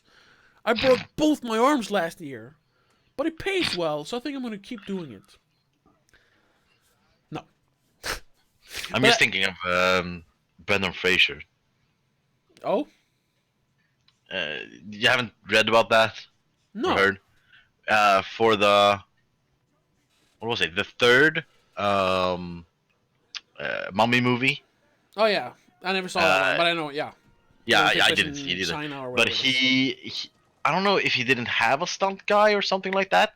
He did all the stunts himself. Okay. And he destroyed his body. So I mean, not even in a fun way. I mean, Okay. like, be in the hospital for a year Oh. kind of way. It's like keep coming. He needs to get had to go back to the hospital continuously over, like, I mean, I don't know if it was 1 year or several years, because he broke so many bones and he destroyed so many parts of his body, and that's why he couldn't make action movies anymore. Oh. That's. Because, like, it's right about now he starts to get back to have a functioning body again. Oh, okay. Oh, Jesus Christ. Okay. Yeah. Okay. Well, yeah. Insane. You see, that's why you need stunt people who know Yeah. who know how to fall without Yeah. breaking their body. Okay. Well, yeah, that's bad. It's Yeah. admirable that he did it. Still, he could have Yeah. been a total diva. I'm not doing it. But and especially for the third Mummy movie. Yeah, it's not that's even kind- a good movie to do it for. It's like when people get naked in old movies, like full front, and they're like, oh, for this movie, no. Yeah. Have some respect for yourself. The third Mummy movie. Anyway, I have the very unpopular opinion that even the first Mummy movie hasn't aged that well. I'm not a big fan of Yeah, Mummy movies. and that's just wrong. That opinion is just wrong. Okay. The first movie is great. It's a great movie. It's a great adventure movie. I actually did rewatch that not too long ago, and even then it was like, yeah, it's okay, but I definitely loved it when I was a kid, and now it's like, it's okay. I don't know. It hasn't aged well. Like, some of the special effects haven't aged well, and I think it's a little rushed. Even though it's like 2 hours long, it feels a little rushed. It's better than a new Mummy movie, but that's not saying a lot. No, that's. You saw that one, right? I didn't, but okay. Well, you didn't I mean, miss much. I heard about it and I was like, yeah, no, I'm gonna skip this. And as we talked about before, I really dislike Tom Cruise too. So I mean, yeah. Well, yeah, he's not even that good in that one. So yeah, it's okay. You can miss that one. This is I like this scene. When you see that there, it looks so comic. It's just like a banana peel. yeah. But I guess that kind of what it would look like. Anyway, this is another. They're just screaming to each other. Dad, Junior, Dad, Junior. This is another scene they just straight up stole for the Uncharted games. In the third game, you have this long, like, horse chase where you're chasing not tanks but trucks, and you're jumping between them and hanging on to cranes and stuff. Like, great stuff, but all the time you're just thinking, this was in Indiana Jones, wasn't it? Yes, it was. Yes. I don't know. Have you played any of those games? No, I didn't. I think I started the first one around the time when it came out. Okay. I mean, at your place. That might. Yeah, that's probably true. But but then I didn't play because I never had a PlayStation. So That's true. You always had the Xbox. yeah. Well, I know you have a PlayStation now. If you ever have a few hours over, the first one hasn't aged well, but the other ones. No, I don't know. It doesn't feel like a movie for me. It's a game. Oh yeah, a game. Sorry. Okay, yeah. It doesn't feel like a game for me or a game series for me. No, they're very. I'm not that big fan of the interactive movie. No, not that. The platformer. This climbing on things, then shoot at things, then climb on other things, and then maybe push some boxes to solve a quote-unquote puzzle. The Lara Croft thing. Yeah, the third-person action adventure. Yeah. They can just slap that on where they don't have an actual, like, original game mechanic. So it's a third-person action adventure game. Oh, Yeah. so it's an over-the-shoulder shooter game where you jump on boxes. Yeah, I know. So I really like them because of the characters and the story, but yeah, the gameplay, especially in the first one, it's not It's not very good. But I still like him. Oh! Let's talk about Indiana Jones some more. Well, once again, just like like most of the action scenes, but like going back to the boat chase, a lot of this stuff it's way less bombastic than modern movies, but it's all the stuff, especially the stuff that takes place inside the tank. It's so clever and it's fun and exciting, even though there's no cities exploding or aliens or giant robots. It's great. We should have more stuff like this. Except for this. Yeah, we get it. Ha ha. Get on with it.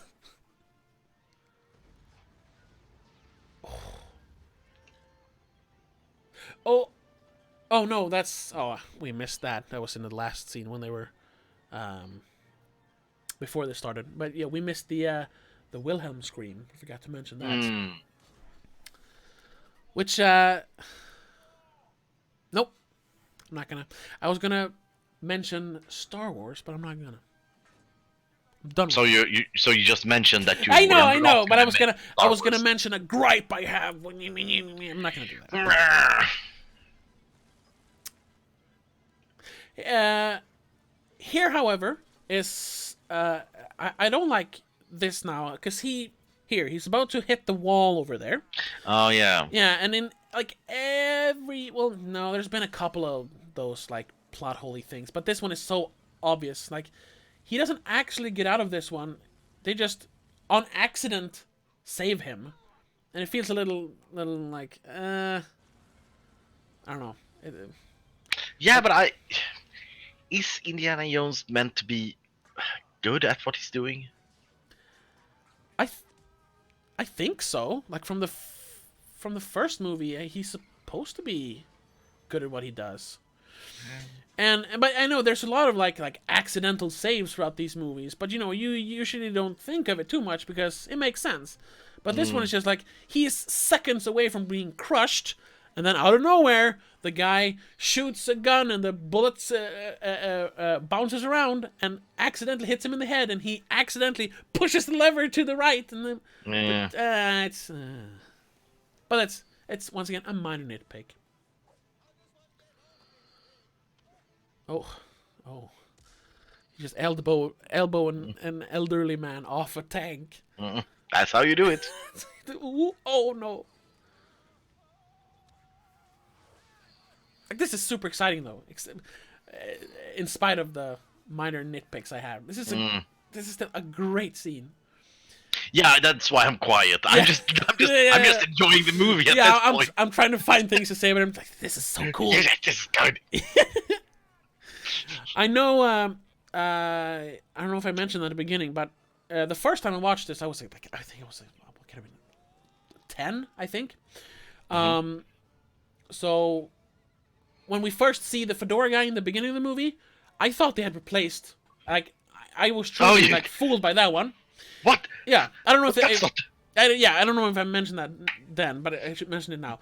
And in this scene, I honestly thought when I was a kid that Indiana Jones died here. It was like, oh no, they killed him. They killed him? So it's just gonna be these old guys now? I was like genuinely upset because I did like these movies more when I was a kid. Yeah.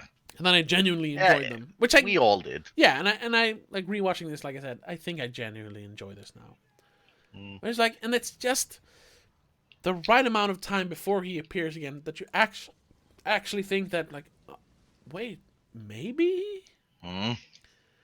Because like in a comedy he would appear now, but here he's just realizing, oh, he's dead, and I'm like, is he? No. But I wonder if this is harkens back to the old time when they did the proper cliffhangers. In like the old matinees they did. Yeah, I mean he's literally hanging off a cliff, so probably. Yeah. This is where they would cut. Return next week. Yeah, exactly. Will he survive or not? And everyone's like, oh, he must survive. But what if he doesn't? They're going to do another episode next week, so obviously he has to survive. He's the hero. And like the same thing here. The movie isn't over. Of course he survived, but I mean, it's the last crusade. And this scene is really great. It takes him like a long. Now he realizes, hey, you're alive. It's almost cartoony, but it works. Yeah. And here, once again, like you have genuine emotion between the characters, without it getting sappy, and also without them like undercutting it with like a joke here. No, it's genuinely touching. It's a little funny here, but yeah, it works. Yeah, but it's not a stupid one-liner. No, exactly. It's not the fucking Guardians of the Galaxy. I like those movies, but especially the second one. Every time, now I'm talking about Disney again. Sorry. Every time there's an emotional scene, especially in the second Guardians of the Galaxy, they always undercut it with a joke. Like, we're not gonna get too serious here. That's fair. Anyway, not at the end of the second one. No, that's true. Not in the end of the second one. That's why the second one is the better one. Agree to disagree. Anyway, back to Indiana Jones. No more Disney talk. Where are we? Oh, right. Once again, I forgot where we were. Now we're getting to what's it called? This is an actual temple. It's super cool. Oh, Petra something. Yeah, Petra. It's Is it just called just Petra, or is it more? Yeah, I think the region, it's in Jordan, Jordan, and I think this area is called Petra. No. Petra is the city. The actual. Okay. Yeah, it's the city. Yeah. Unfortunately, though, there's nothing inside there. It's just like one long hallway. It's like, oh. I think it was in the Petra that there was like a text that they spent years, like, I mean, 10, maybe hundreds of years trying to decipher. Okay. It was like a small text, a part of text, and then I think it was in the 2000s or something. They found out what it was, and it was like Viking, which just said like Ralph was here. It was graffiti. Yeah, I'm not sure if it was Petra, but it was. I think it was Petra or something. It's something similar. Okay.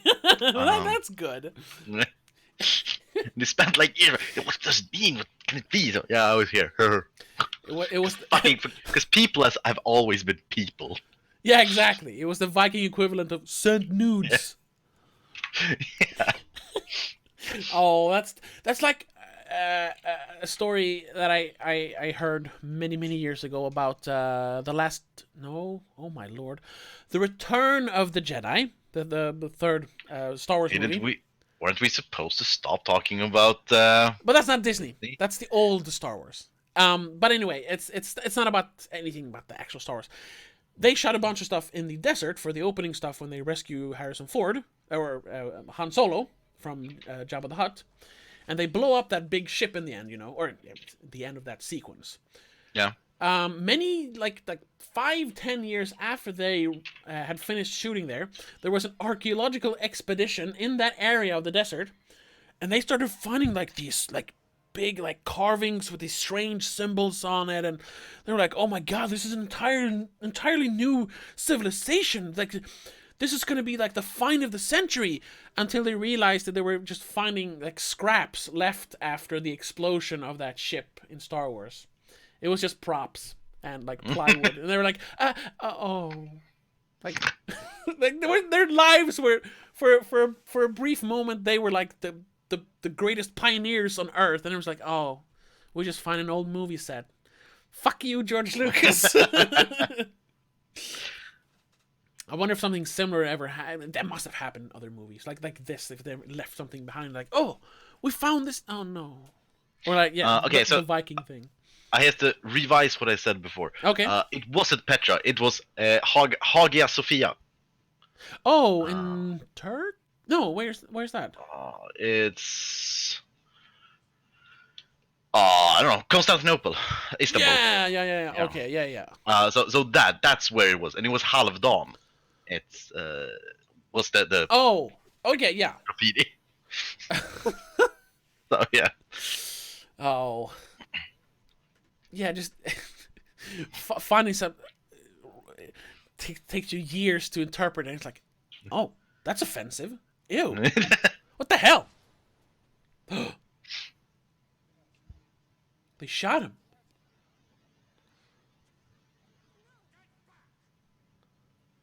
That's another sign of good writing. I mean, that's in many movies, but a character, that hasn't been in the franchise before, and now he's gonna die. We actually care because the dialogue is so good between them.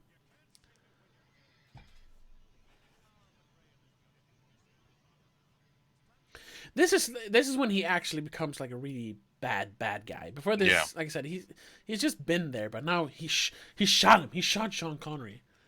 Now we're like, oh, he is the bad guy. Bastard. Here's another. Well, in a second here, when the first of the three, what are they, riddles or something? Mm-hmm. I think there a couple of problems with it. I think nitpicks, I should say. I think what's the girl's name again? Elsa Schneider, Dr. Elsa Schneider. Yeah. I think they should have combined her character and Donovan's character to one character. Because they both seem really shallow and just half a character. Mm-hmm. But it's the '80s, so they needed a love interest. Yeah, but I mean, she could be the big bad. Yeah, like in the supposed fourth one, where the not love interest, but the main bad guy is what we think is supposed to be the love interest, and then it turns out that she's actually the main bad guy in this fake movie. I think I would cast Cate Blanchett in that role. Yeah, that would be good. Anyway, here, the penitent man is humble before God. Even I, who don't care about Christianity and religion and stuff, I know that a penitent man is someone who has to like beg forgiveness for his sins. That's penance. You're paying for your sins by actually like saying I'm sorry to God. What do? You kneel before God and you pray. What is? They're like, oh no, how is he gonna figure that out? Like, it feels like that should have been like the first thing he did, just sit down. Especially since we see a guy before that just get his head chopped off, just duck. But another thing, it's not enough that you just kneel so that you miss the first blade. Then you have to do like a cowboy roll to dodge the one that comes out of the ground. That's not fair. Like, oh, but I was penitent and now I'm cut in half anyway. Yeah, well, that's a minor nitpick. Like, it should have just been the one blade where he kneels. Yeah, I mean the first trial or whatever is kind of bad. Yeah, this one is. Yeah, this one is good. This is an actual riddle. Yeah. The floor doesn't make sense though, but it's a movie floor. Like, there's nothing holding up the other stones around the actual letters that he can step on. Like, why are they holding up? Yeah, but I mean, there's an invisible bridge, so come on. Yeah, I know.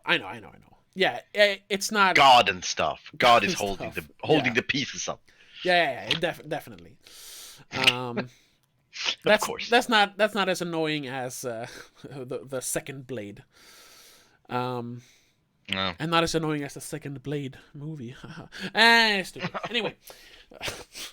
Second Blade isn't that bad though. No, but it's not bad. It's fine. No, We'll save that for another try. Here, I have to ask, like, sure, you have the whole thing with the cup of Christ actually making people invincible, and it's healing Sean Connery's wounds later. But you can, like, chemistry might just be, something in the water. But in this scene, here, this is actual magic. Yeah, there is no bridge here. Or is the bridge there and it's just camouflaged, and they're hoping that anyone that doesn't believe just doesn't try, because you have to do a leap of faith. You have to believe, otherwise you fall. You must believe. So is there a bridge there from the start, or does it appear because he believes? I don't know, because on one of them says there is a God, and the other one says, nah, you just have to take a leap of faith. Like when he does this, if he didn't believe, would he just fall here? I don't know what they're trying to say. I think they're trying to say that you need to believe. Okay. This is pretty good. The other guy gets over too, right? Yeah, because it seems like the bridge actually exists after he has stepped over it, because he throws the gravel on it. And when you see it from the side, I mean, you see that it's a solid stone bridge there. So if you stand there and it's like, I don't believe in God, but you kind of you tilt your head, you could kind of see it still. I don't know. Yeah. It's kind of ambiguous. You're right. Yeah. That's not a bad thing. It's just, I wonder what they actually wanted it to be, or if it's just up for interpretation. It could be that. And then we have this like knight who's like 1,000-year-old. Yeah, that's also. But once again, maybe that's like a. Once again, it's a movie, so, but it's like a chemical compound in the water or something. But yeah, when you drink it from the wrong cup, it doesn't work, because Donovan, spoilers, he grows old when he drinks it, so I don't know. This the best knight. Yeah. He's defeated me. Yeah, he's kind of funny, but they don't overdo it, so it works. Like, he could easily be like a silly knight. But it works. But yeah, like, when you're doing a movie about faith like this, and it's not like your obligation to explain what you think, but I'm just wondering, because it is left very ambiguous. Like, are they actually proving that God exists in this movie? Is that the point? Or, I don't know. I wonder what they thought when they wrote it. Like I said, the movie's not actually about that, but it would be interesting to know. Again, in the second one, they actually, like, in the second one, there's actual magic. Yeah. So in the first one too, to be fair, but I think, I think they are like, Indiana Jones exists in a world where all these religious stuff and all that exists. It's real. Okay. It actually exists. Just that nobody's believed in it anymore. The worlds have lost faith. Yeah. But also, I don't think that George Lucas or Steven Spielberg had that big of a thought. It was more like, oh, the Holy Grail, that's a thing. We have to have that. Oh yeah, exactly. Like that's not their main like thing that they want to examine. What is faith, and is there a God really? No, it's an adventure movie, so yeah. But like sometimes when you read reviews on like Metacritic or IMDb, sometimes you see like reviews from like Christian magazines or Christian newspapers. I don't remember. There's a specific one that turns up pretty often. I don't remember what it's called. Some American Christian magazine. And I wonder, like, what a movie like this, like, what do like people who believe think of a movie like this? Is it sacrilege, or do they like, hey, it's actually a good thing? I mean, it's not. I wonder. Yeah, it's a good question. I can't answer that, but no, I know. I'm just pondering. Yeah, but I can't see why they would be against it, because they're not saying it. They're not saying anything negative about it. No, that's true. But maybe just, like, oh, that, you know how Christians can be. Maybe they're making a mockery out of it or something, or this is wrong and that's not actually in the Bible. I don't know. But here we have, well, in a second, kind of a callback to the first movie, when the people melt, and here he just grows old instead. It's not as cool. That melting scene in the first movie is that's amazing. Fucking amazing. Yeah, this one is good as well, but it's not as good. Here, yes. Oh, Like oh, I just thought of that now. They have a similar thing in an episode of X-Files where they discover a ship where people seem to be aging rapidly. Oh, Jesus. Because it turns out that the drinking water on the ship is like super salinated, so it's drying out the skin, and that's why people are dying. And maybe, like, if you stretch it, that could be sort of an explanation here. Like the water yeah, that's a big fucking stretch. that's a very big stretch, I know, yeah. That's gotta be some fucking salty water if you turn into dust. Ugh, what is this? Well, it's blood of Christ. He was a salty dude. Oh, and here when he no, because it was a carpenter's cup. Technically, Jesus wasn't a carpenter. Jesus' father was a carpenter. I'm just saying. I'm just saying. But yeah, people assume Jesus was a carpenter, even though I don't think they ever mentioned him doing carpentry. Anyway, that's just I saw that they actually mentioned that in the trivia, so I made a point to remember that. Ha! Jesus wasn't a carpenter. That's what's it called? It's a fan fiction. Jesus fan fiction that he was actually a carpenter. But okay, so what does the wait? Oh, okay, yeah. So what? How does this work? Yeah, I'm wondering as well. I didn't listen too carefully now, but last night when I watched it, I'm. Because they don't say it. It's just say the price of immortality is like isolation or something. That they can't leave. But does that mean that? But the cup can't leave. Yeah. But yeah, I think what I wonder is, like, since Indy drank of it, yeah, is he now immortal? I guess since they say that there's a price for immortality. Yeah. I guess that's like maybe he got a few. I mean, he doesn't age for a year or something, and then needs to drink it again, something like that. Maybe. Yeah, that's once again kind of left ambiguous. The only thing they do like properly mention is that you can't bring the cup past that seal on the ground. But I mean, they still drank of the water. So when I was a kid, I always thought like, oh, now Indiana Jones and his dad are like immortal. Yeah. Okay. That's how I remember it too. Yeah, and I wonder if that is actually what it is, or when they pass the seal, it doesn't have an effect anymore. Like you're only immortal when you're in this temple. And maybe. Once again, this is why I'm not religious. God is just an asshole then. Like, here's immortality, but you can never leave. Why? Why, douchebag? Why? Reasons. Yeah, oh yeah. Yeah, because the Lord works in mysterious ways. Whatever.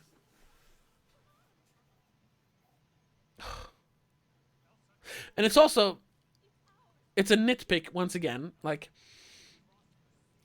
when she passes the scene here, it starts to fall apart. But I mean, unless it's like specifically God who is like smiting the ground here, what if she like put it in a bag and just started running now? Yeah. She could have got it. No, she accidentally. Was that an act of God? Or could she have just, like, if she was just not a fucking klutz, could she have made it out of there with the cup? Yeah, who the I don't know. knows? That's the tricky thing when you start involving God. He's the biggest Deus Ex Machina. Because Deus Ex Machina means God machine. Sorry. This scene is, I get it, but it's stupid because she falls because she becomes too obsessed. That's the whole thing here. You're not supposed to be obsessed. There's greater things in life than, the mystery. It's family and love. But she just fell because she was a victim of obsession, and now he does the exact same thing. Yeah. I mean, I get it. It's to show that he actually doesn't care. That's why he survives. Because of this. Oh, once again, great dialogue. And it works. The emotional... But it's kind of like, she just fell to her death, You're in the same situation. Like, no, wait, I can grab it. My arms are longer. I don't know. But I mean, it's once again very minor nitpick. This whole thing is like a great finale to the movie. So disappointed. No, I've been here for 700 years, you assholes. You ruined everything. And now I can't get the cup back. Yeah. The next guy who comes here, well, he's just not gonna get anything because you fucked it up, people. No. Bye. God.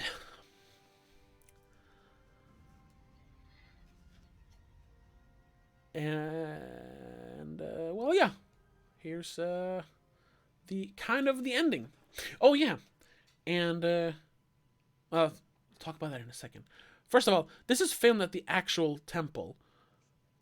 I wonder how they did that smoke thing that came out. Because I don't think they could like put explosives in there. No, maybe it's just like an air cannon or something. Yeah. That feels very dangerous.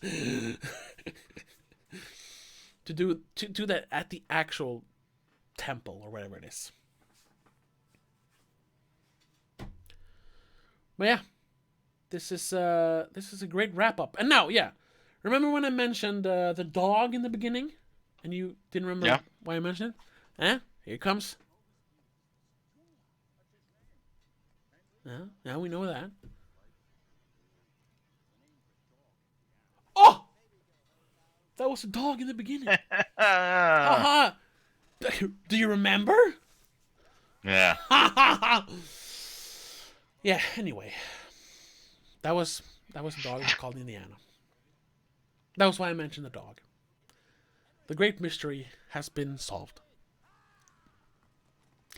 And now, since this is the last yes, this was the last Indiana Jones movie they made. Yes. Indiana Jones trilogy. Yes. It's it's such a perfect send-off. That would also work then, like, if they are immortal, fine, then we know that he went on hundreds of adventures, but, you know, that's for another time. But also, they, like, visually bookend it so well when they literally, here in a second, let's see here. Enough with the rocks, come on. They literally ride into the sunset. Yeah. That's great filmmaking. Yeah, I mean it's a fun movie. It's a really fun movie, yeah. Like I've said it several times, I need to rewatch the other ones, especially the first one, which I'm not a big fan of. But yeah, that's Indiana Jones and the Last Crusade, the last Indiana Jones movie that they ever made. Yeah.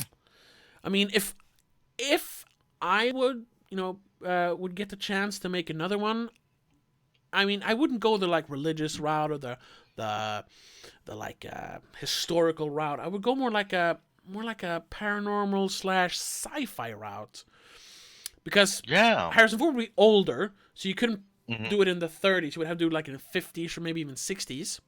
And then you can use the like nuclear testing that they did. Yes, and all the flying saucer movies they made back then. Yeah, so you could do it like with aliens, like some ancient alien stuff, to just have some of the historical stuff. But you know what? I'm not against it, but I don't think it should be an Indiana Jones movie, because that's not what Indiana Jones is about. That's true. It doesn't. Maybe we should like to try to do fit some with the like, motif. No, maybe like try new a more original character, something new. Yeah, maybe. do something different where the plot of a sci-fi movie actually works instead of a historical archaeologist. Yeah, I mean that could be a good movie, a sci-fi adventure. It could be. Yeah, but not Indiana Jones. Call him Adventure Man or something. Yeah, exactly. I'm glad they never did that in Indiana Jones movie. Yeah, that would be great. That would be terrible. Yeah, but it's great that it doesn't exist. Oh yes, exactly. Anyway, yeah, there's like a lot of credits in this movie, so I think we're gonna wrap it up here. That was Indiana Jones and the Last Crusade. Thank you to anyone watching. We had a couple of people watching, but thank you to everyone watching in the archives later, which I know most people do. So yeah, yeah. Oh, we're gonna talk too much now. So thank you for watching. Leave a like if you liked it, of course. Leave a dislike if you disliked it. If you disliked our hate towards Indiana Jones. But if you did like it and you want to see more stuff like this, hit the like button and the subscribe button and the little bell thing, so you're always updated when we release another video. But until the next time, have a good one. Bye. Bye.